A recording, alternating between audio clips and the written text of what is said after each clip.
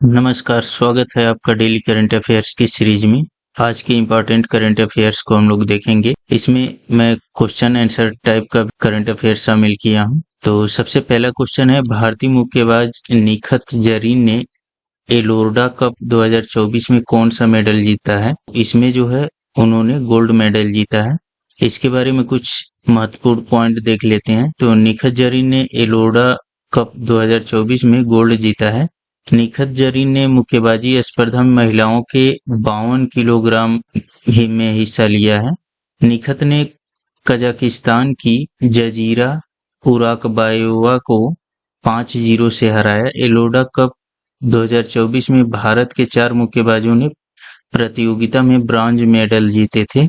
इनका नाम क्या क्या है? तो एआई फावा सिंह सोइभम, अभिषेक यादव, विशाल और गौरव चौहान शामिल हैं। ठीक है, तो ये 4 लोग और हैं जिन्होंने ब्रॉन्ज मेडल जीता है। नेक्स्ट अगला इम्पोर्टेंट क्वेश्चन है करंट अफेयर का, फीफा वुमेन्स वर्ल्ड कप 2027 की मेजबानी कौन सा देश करेगा?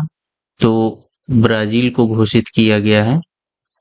इसमें महत्वपूर्ण पॉइंट देख लेते हैं हम लोग।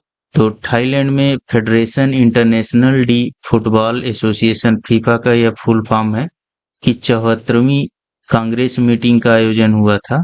इस बैठक में घोषणा हुई कि 10वें FIFA women's football world cup 2027 की मेजबानी ब्राजील देश करेगा। ठीक है, तो यह 10वां फीफा वुमेन्स वर्ल्ड कप होगा।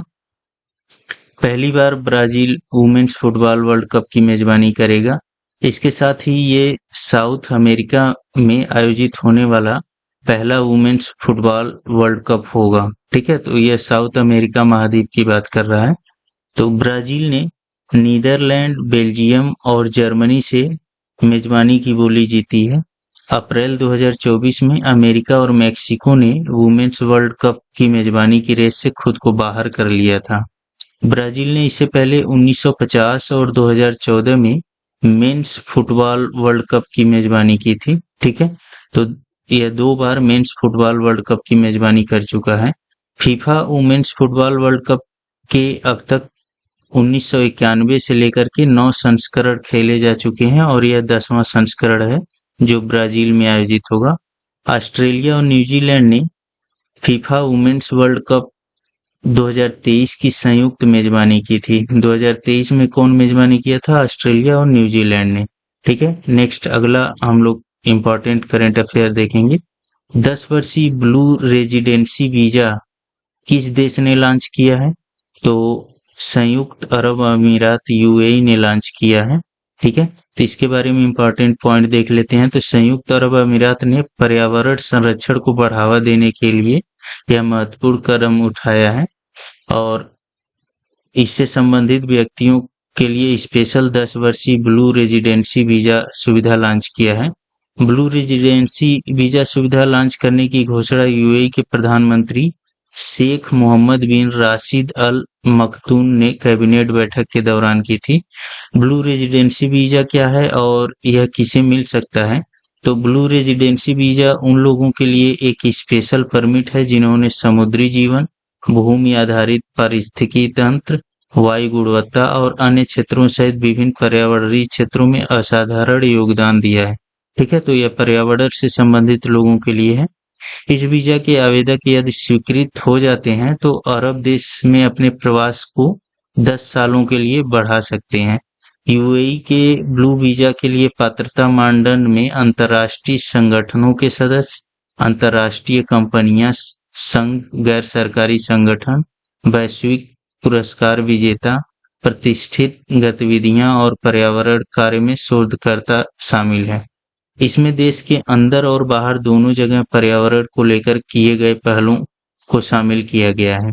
ठीक है, नेक्स्ट अगला इम्पोर्टेंट करंट अफेयर है, विश्व का कौन सा पहला देश है जिसके सभी ग्लेशियर पिघल गए हैं? ठीक है, तो यह वेनेजुएला है जिसके सभी ग्लेशियर जो है पिघल गए हैं। यह पहला देश है। 2011 तक वेनेजुएला के 5 ग्लेशियर गायब हो गए थे। केवल हम्बोल्ट ग्लेशियर, जिसे ला कोरोना भी कहा जाता है, सिएरा नेवादा नेशनल पार्क में अस्तित्व के लिए संघर्ष कर रहा था। फिर भी यह जमे हुए मील का पत्थर भी कम हो गया है, मतलब यह भी लगभग गायब होने वाला है। तो वेनेजुएला दक्षिण अमेरिका के उत्तरी तट पर स्थित एक देश है जिसकी राजधानी कराकस है और मुद्रा वेनेजुएला बोलीवर है। ठीक है। नेक्स्ट अगला इंपॉर्टेंट करंट अफेयर है, नासा का आर्टेमिस मिशन किससे संबंधित है? तो यह जो है चंद्रमा से संबंधित है। इससे संबंधित डेवलपमेंट जो हुआ है कि नासा ने आर्टेमिस 3 मिशन के लिए अमेरिकी राज्य एरिजोना के वोल्केनो फील्ड में सिमुलेशन टेस्टिंग शुरू की है। यहाँ एस्ट्रोनॉट जो है मून वॉक की प्रैक्टिस कर रहे हैं। ठीक है। तो अंतरिक्ष यात्री केट रूबिन्स और आंड्रे डगलस ने एरिजोना के रेगिस्तानों में मून मिशन की फील्ड टेस्टिंग की है। नासा 50 साल बाद चांद पर एस्ट्रोनॉट भेजने वाला है। आर्टेमिस 3 जो है इस मिशन के तहत सितंबर 2026 में 2 एस्ट्रोनॉट चांद पर उतरेंगे। नासा के अंतरिक्ष यात्रियों केट रूबिन्स और आंड्रे डगलस ने आर्टेमिस 2 मिशन के लिए चुने गए एस्ट्रोनॉट की भूमिका निभाई है। यह मून मिशन के हर पहलू की टेस्टिंग करेंगे, जिसके लिए 4 मूनवॉक और 6 एडवांस टेक्नोलॉजी टेस्टिंग की प्लानिंग की गई है। 1969 में अपोलो 11 मिशन के समय से ही एरिजोना के रेगिस्तान को लूनर मिशन के लिए ट्रेनिंग ग्राउंड के तौर पर इस्तेमाल किया जाता था। तो यह जो है आर्टेमिस मिशन जो है चांद पर एस्ट्रोनॉट भेजने के लिए है। तो आर्टेमिस 1 हो चुका है। आर्टेमिस 2 के अंतर्गत नासा जो है यात्रियों को मून के पास तक भेजेगा, लेकिन उस पर उतारेगा नहीं। और आर्टेमिस 3 के अंतर्गत नासा जो है यात्रियों को भेजेगा भी और वह उनको उतारेगा भी। ठीक है। नेक्स्ट अगला इंपॉर्टेंट करंट अफेयर है, विप्रो के नए चीफ ऑपरेटिंग ऑफिसर कौन नियुक्त हुए हैं? तो संजीव जैन जो है विप्रो के नए चीफ ऑपरेटिंग ऑफिसर नियुक्त हुए हैं। तो विप्रो ने संजीव जैन को कंपनी का चीफ ऑपरेटिंग ऑफिसर नियुक्त किया है। संजीव जैन को पूर्व chief operating officer Amit Chaudhary की जगह नियुक्त किया गया है, जिन्होंने हाल ही में कंपनी से इस्तीफा दे दिया है।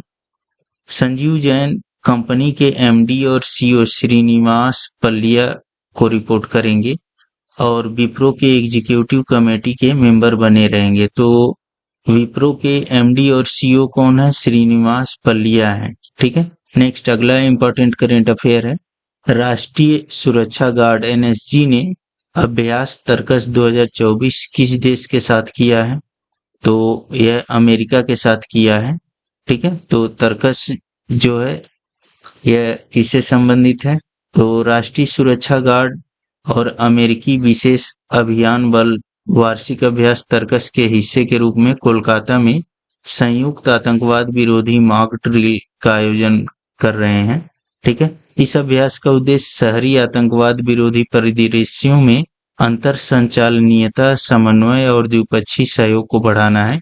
तर्कस का पिछला संस्करण जनवरी 2023 में चेन्नई में आयोजित किया गया था। ठीक है।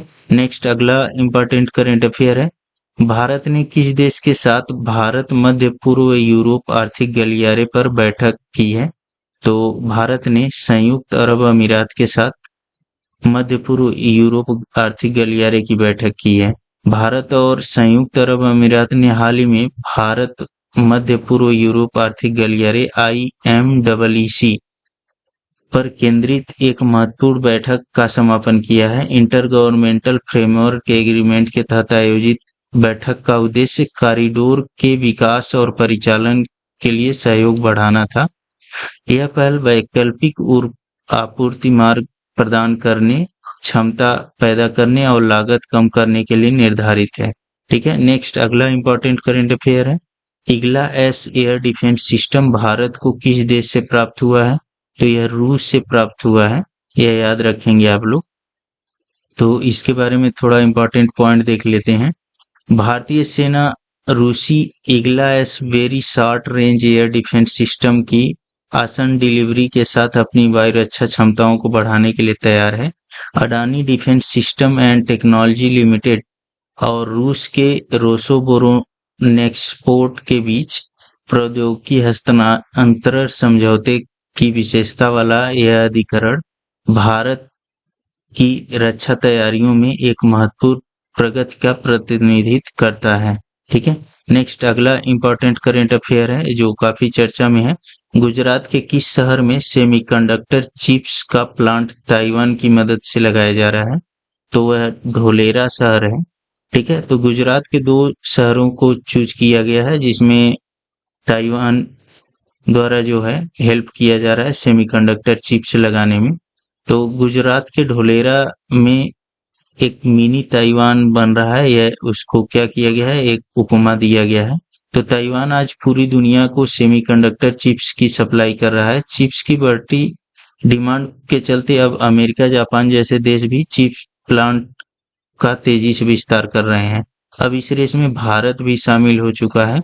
भारत में गुजरात और असम में सेमीकंडक्टर चिप्स का प्लांट तैयार हो रहे हैं। गुजरात में 2 प्लांट बनने वाले हैं, एक साड़ंद में और दूसरा जो है ढोलेरा में। तीसरा प्लांट असम में बनाया जाएगा। ठीक है, तो यह जो है गुजरात में 2 प्लांट लगेंगे, साड़ंद और ढोलेरा में, और असम में 1 प्लांट बनाया जा रहा है। ढोलेरा का प्लांट जो है ताइवान की मदद से तैयार किया जा रहा है। इन प्लांट्स के तैयार हो जाने के बाद देश के इंजीनियर्स को भारत से बाहर नहीं जाना पड़ेगा।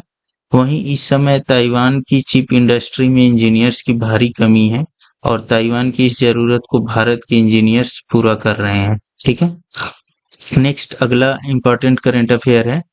हाल ही में भारत से इजराइल जा रहे हथियारों से लदे जहाज को किसने रोकने की इजाजत नहीं दी? ठीक है, तो इसमें ऑप्शन हूती विद्रोही, पाकिस्तान, तुर्की और स्पेन। तो इसमें सही होगा स्पेन ने यह जो है इजाजत नहीं दी है। तो स्पेन ने भारत से विस्फोटक लेकर इजराइल जा रहे मैरियन डेनिका जहाज को अपने पोर्ट पर रुकने की इजाजत देने से इनकार कर दिया है। डेनमार्क का झंडा लगा यह जहाज चेन्नई से इजराइल के हाइफा पोर्ट जा रहा था। मैरियन डेनिका जहाज 21 मई को स्पेन के पोर्ट पर रुकने वाला था। स्पेन ने कहा मिडिल ईस्ट को हथियार नहीं शांति की जरूरत है। ठीक है, तो यह कहते हुए स्पेन ने अपने पोर्ट पर रुकने से इनकार कर दिया। ठीक है, तो यह कुछ आज का इंपॉर्टेंट करंट अफेयर है। वीडियो को आप लोग लाइक, शेयर और चैनल को सब्सक्राइब कर लें। धन्यवाद।